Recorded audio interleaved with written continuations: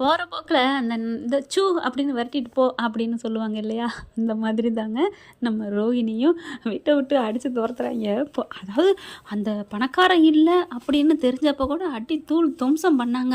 அதுதாங்க சொல்லுவாங்க, ஒருத்தவங்க உறவு வேணும்னா அடிக்கலாம், என்ன வேணாலும் திட்டலாம். இப்போ அவள் வேணாங்கிற முடிவுக்கு அவங்களுக்குள்ளே வந்துடுது இல்லையா, அதனால ஓரளவுக்கு திட்டிப்புட்டு போடி வெளியில் அப்படின்னு விரட்டுறாங்க.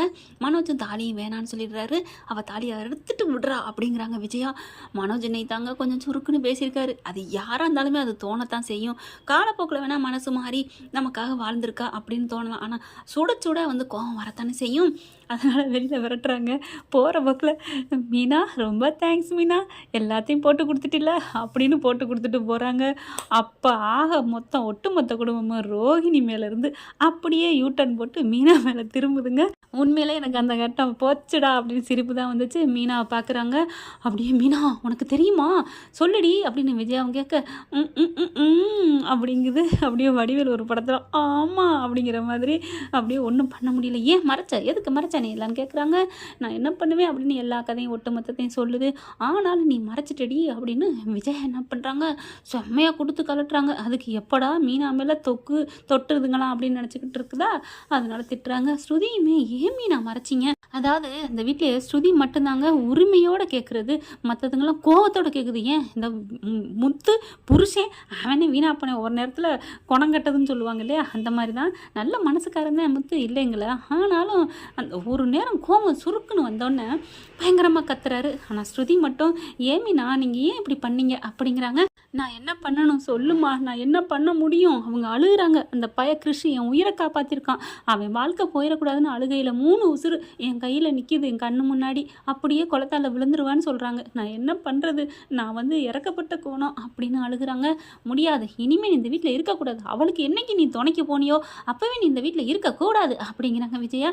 சரி, ஒரு மாதத்துக்கு முன்னாடி தெரிஞ்சிச்சு, இப்போ தெரிஞ்சிச்சுன்னு நினச்சிக்க வேண்டியதானே, அதுக்காண்டி எல்லாத்தையும் சொல்லி தாலி கட்டி இந்த வீட்டுக்குள்ளே கூப்பிட்டு வந்தது யார், மீனாவை கூப்பிட்டு வந்துச்சு. இப்போ என்ன பண்ணுறாங்க, நீ இந்த வீட்டில் இருக்கக்கூடாது, வெளியில் போடி அப்படின்னு சொல்ல, என்னங்க மாமா அப்படி முத்துக்கிட்ட போகிறாங்க. என்னங்க அப்படிங்கல, ஆமாம் அம்மா சொல்கிறது சரிதான், எப்போ கட்டின புருஷன் என்கிட்ட மறைச்சியோ அப்போவே நீ இந்த வீட்டில் இருக்கக்கூடாது தான், எங்கள் அம்மா சொன்னதான் சரி போ அப்படின்னு வாசலை காமிக்கிறாரு. அப்படியே விஜயாவுக்கு சந்தோஷம் தாங்கலை. ஆஹா, நம்ம பிள்ளை இன்னைக்கு தான் முழுக்க முழுக்க நம்ம பேச்சை கேட்குறான். பாத்தியாடி என் பிள்ளை இன்னைக்கு தாண்டி கரெக்டாக முறையாக செஞ்சுருக்கான். ஆமாம்மா முத்து இன்னைக்கு தான்மா சரியாக செஞ்சுருக்கான், இந்த மீனாவும் துணை போயிருக்கா அப்படிங்கல. ஸ்ருதி வர்றாங்க. என்ன அவங்க போனாங்க, அவங்களுக்கு ஒரு மாதத்துக்கு முன்னாடி தெரியும் அவ்வளோதான், அதுக்காண்டி அவங்களா எல்லாம் பண்ணாங்க, சும்மா நீங்கள் இவங்களே கார்னர் பண்ணுறீங்க அப்படிங்கிறாங்க. இல்லை பழக்கவர்களே, நீ நிறுத்து, நீ வேணாம், நீ பேசாத, இவளுக்கு சப்போர்ட் பண்ணாத, என்ன இருந்தாலும் என்கிட்ட சொல்லியிருக்கணும், நான் எத்தனை வாட்டி கேட்டிருக்கேன். ஆஹா, இப்போதான் தெரியுது, இவ அந்த ஊர்லேருந்து வரையிலே ஒரு மாதிரியா மந்திரிச்சு விட்ட கோழி மாதிரியே இருந்தா, அப்போ இதுதானா காரணம், அப்போ கூட சொல்லலையேம்மா மீனா, நீ எவ்வளோ கெஞ்சி கேட்டேன், சொல்லு மீனா ஏன் ஒரு மாதிரியா இருக்கேன்னு அப்படின்னு சொல்கிறாரு. அப்படியே என் கூட சண்டையெல்லாம் போட்டு போனியே, அதெல்லாம் இதுதானா அப்படிங்கல. ஆமாங்க, உங்கள் முகத்தில் எனக்கு முழிக்கவே சங்கட்டமாக இருந்துச்சு, உங்ககிட்ட மறைக்கிறேன்னு, ஆனால் அவகிட்ட நான் சொல்லுன்னு தான் சொன்னேன், கொஞ்சம் பொறுங்க சொல்லிடுறேன், கொஞ்சம் பொறுங்க சொல்லிடுறேனே சொல்லிக்கிட்டு இருந்தா. நான் எத்தான் சொன்னேன், 7 நாள் தான் உனக்கு டைம், நீ சொல்லலைன்னா நான் வீட்டில் சொல்லிடுவேன்னு, ஆனால் அவள் சொல்லாமல் விட்டதுக்கு நான் என்ன பண்ணுவேன் அப்படிங்கிறாங்க. பயங்கரமாக கத்துறாங்க. ஸ்ருதி வந்து மீனாவுக்காக தான் சப்போர்ட் பண்ணுறாங்க. அப்பா என்னப்பா பேசாமல் இருக்க அப்படின்னு சொல்லல, நான் என்னப்பா சொல்கிறது, என்ன சொல்கிறது, ஒரு இடி விழுந்து அதுலேருந்தே நிமிர முடியாமல் உட்காந்துட்டு இருக்கேன். அடுத்தது மீனா, மாமா நான் அப்போல்லாம் நான் துரோகம் பண்ணலை மாமா, இந்த விஷயம் தெரிஞ்சால் உங்களுக்கு ஏதாவது ஆயிடுவோன்னு ஒரு பயம் வேற அப்படிங்கிறாங்க. அப்பா இதெல்லாம் எனக்கு கேட்க முடியாதுப்பா, இவ்வளோ வரட்டுப்பா அப்படின்னு சொல்ல, டேய் முத்து சும்மா இருடா, நம்ம குடும்பத்துக்காக மீனா பார்த்து பண்ணியிருக்கிறா, நீ அவளை போய் ஏன் திட்டுற அப்படிங்கிறாங்க. ஏங்க என்னங்க இவளுக்கு பேசுகிறீங்க, விஜயா நீ இதுதான் சாக்குன்னு அவன் மேலே ஒட்டு மொத்தத்தையும் இறக்காத, வீட்டில் பெரிய பாராங்களாக போட்டு போயிருக்கிறா அவளை விட்டுட்டு அப்படிங்கிற. மனோஜ் அப்படி உறைஞ்சு போய் நிற்க, டே மனோஜ் என் பிள்ளைய பாரு அப்படின்னு அழுகுறாங்க. அப்போ தான் மனோஜ் சொல்கிறாரு, அப்பா அம்மா எனக்கு இப்போ தாம்மா புரியுது என்னென்ன பண்ணியிருக்கிறா.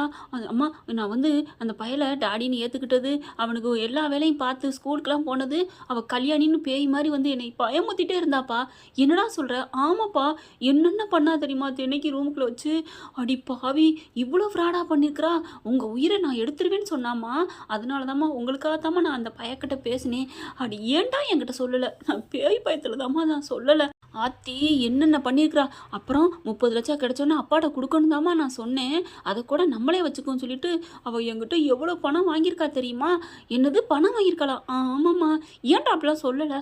அப்பா பொண்டாட்டி மேலே உள்ள பாசத்தில் அப்படி பண்ணிட்டேம்மா. நமக்காக இவ்வளோ செய்கிறாளே அப்படின்னுட்டு 2 லட்சம் ஃப்ரெண்டு கொடுக்கணும், அவங்களுக்கு 2 லட்சம் கொடுக்கணும். ஆஹா, அப்போ என் லாக்கர்லேருந்து அவள் தான் எடுத்துருப்பாளா? டேய் அதைத்தாடா நானும் சொல்கிறேன் அப்படின்னு முத்து சொல்கிறாங்க. அப்போ பாவம் அந்த ராஜாராணி மேலே பழிய போட்டதெல்லாம் அவதானா? அப்போ அந்த 3 லட்சம் பணத்தை எடுத்தது, அப்போ அந்த தினேஷ் உன் கூட இருக்கிறதுனால உனக்கு ஆபத்துன்னு சொன்னது, அப்போ இவளை வச்சு தான் சொன்னதா? இது எல்லாம் தெரிஞ்சுதான் அவன் பண்ணதா? அப்போ அந்த கல்யாணத்தன்னைக்கு ஆட்டோவில் வந்தான் ஒரு பொண்ணு கல்யாணி இந்த மாதிரி ஏமாத்திருச்சு அப்படின்னு முத்து எல்லாத்தையும் நினச்சி பார்க்குறாங்க.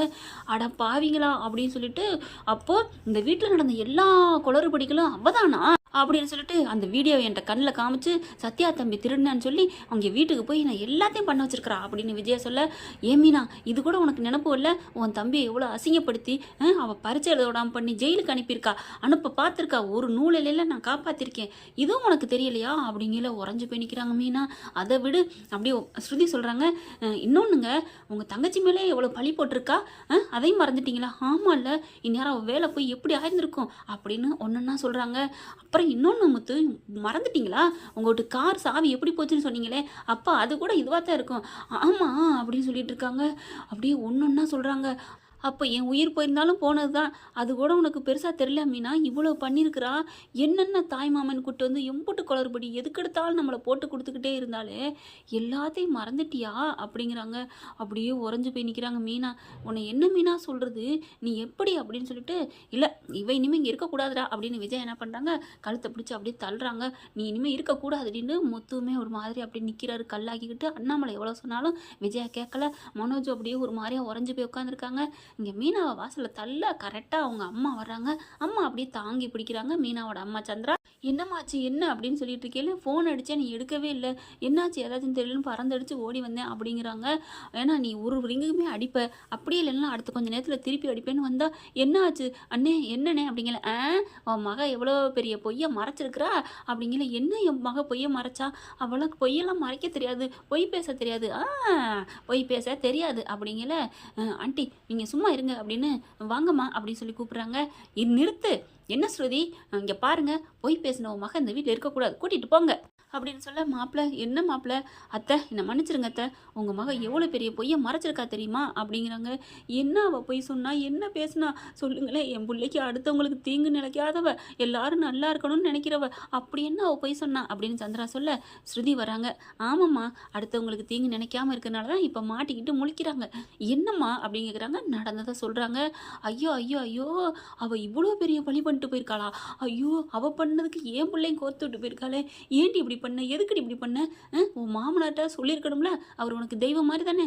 தெய்வம் மாதிரி தான்மா, நான் இல்லைன்னு சொல்லலம்மா, அந்த 3 உசுரும் போயிருன்னு சொன்னதுனால தான் பாவி பாவி மவளை அப்படின்னு மீனா போட்டு அடிக்கிறாங்க. தம்பி அவள் எங்ககிட்ட கூட சொல்லாமல் இருக்கான்னா, அப்போ ஒரு உசுறு போயிடக்கூடாதுன்னு தானே தம்பி நினச்சிருக்கிறா. நான் என்ன தம்பி பண்ண முடியும், அவள் எல்லாரும் நல்லா இருக்குன்னு நினைக்கிற நல்ல மனசுன்னு உங்களுக்கு தெரியாதா அப்படின்னு சந்திரா சொல்கிறாங்க. ஆனால் எதுவும் பேசாமல், அத்தை நீங்கள் எதுவும் பேசாதீங்க அத்தை, ஏன்னா அவர் உள்ளுக்குள்ளே கொஞ்சம் சரக்கு இருக்கு இல்லையா, அதனால் கொஞ்சம் அப்படி திரும்பிக்கிறாரு. அண்ணே அவளை பற்றி உங்களுக்கு தெரியுமில்ல அப்படிங்கிறாங்க. தெரியுமா, எங்களுக்கு என்ன சொல்கிறதுனே தெரியலை அப்படிங்கிறத ரவியும் ஸ்ருதியும் வராங்க.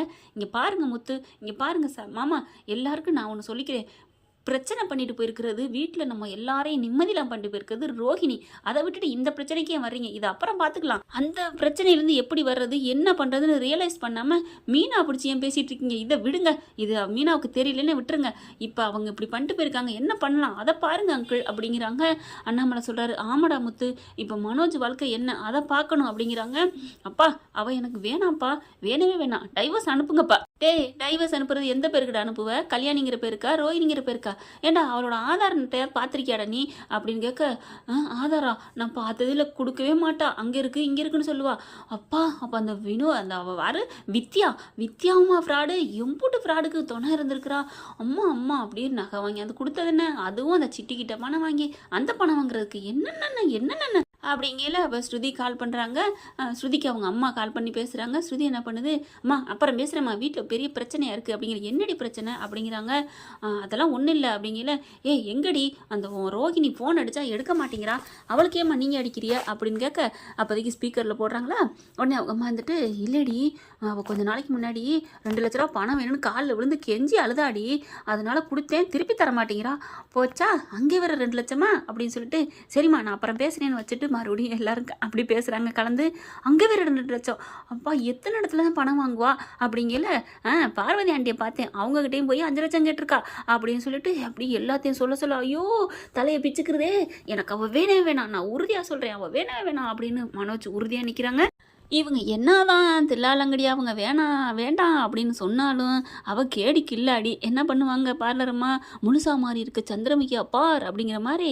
இப்போ நேராக அம்மா வீட்டுக்கு போகும். வித்யா மகேஷ் இருக்காங்க, இப்போ புது உறவா, பழசு தான், ஆனால் அங்கே போயிட்டு இனிமே நான் அந்த குடும்பத்தை சும்மா விட மாட்டேன் அப்படின்னுட்டு முத்து மீனா எல்லாத்தையும் டோட்டலாக ஏதாவது பண்ணணும்னு முடிவு பண்ணுவாங்க. அதை விட மனோஜை எப்படியாவது ஐஸ் வச்சு அவனை மறுபடியும் கவர் பண்ணணும்னு நினைப்பாங்க. அவங்க வந்து மனோஜ் அப்படின்னு ஈண்டாலே மனோஜ் கொஞ்சம் மனசு மாறிடுவான். ஏன்னா ஷோரூமுக்கு போனுச்சுன்னு வைங்களேன், போயிட்டு நான் உங்கள் மேலே உசுராக இருக்கேன். இவரும் கொஞ்சம் அப்போதைக்கு நைட் நேரத்தில் ரோகிணியை நினச்சாருன்னு வைங்களேன், அடுத்து வந்து ரோகிணியை பார்த்தாருன்னா அப்படியே கொஞ்சம் மனசு மாறலாம். என்ன ஃப்ரெண்ட், ரோகிணியை மனசு மாதிரி ஏற்றுக்கிறது கரெக்டாக தவறா அப்படிங்கிறத கமெண்ட்ஸில் சொல்லுங்கள் ஃப்ரெண்ட். தேங்க்யூ. இந்த வீடியோ உங்களுக்கு பிடிச்சிருந்தா தயவு செய்து லைக் பண்ணுங்க. இன்னும் அப்டேட்ஸ்க்காக சேனலை சப்ஸ்கிரைப் பண்ண மறக்காதீங்க. நம்ம கிட்ட இருக்க எல்லா சேனல்ஸோட லேட்டஸ்ட் வீடியோ அப்டேட்ஸ்க்காக மேல ரைட் சைட்ல காட்டுற லிங்கை கிளிக் பண்ணி வாட்ஸ்அப் குரூப்ல ஜாயின் பண்ணுங்க. உங்களிடம் விடைபெறுவது நான் உங்கள் மெஹர்.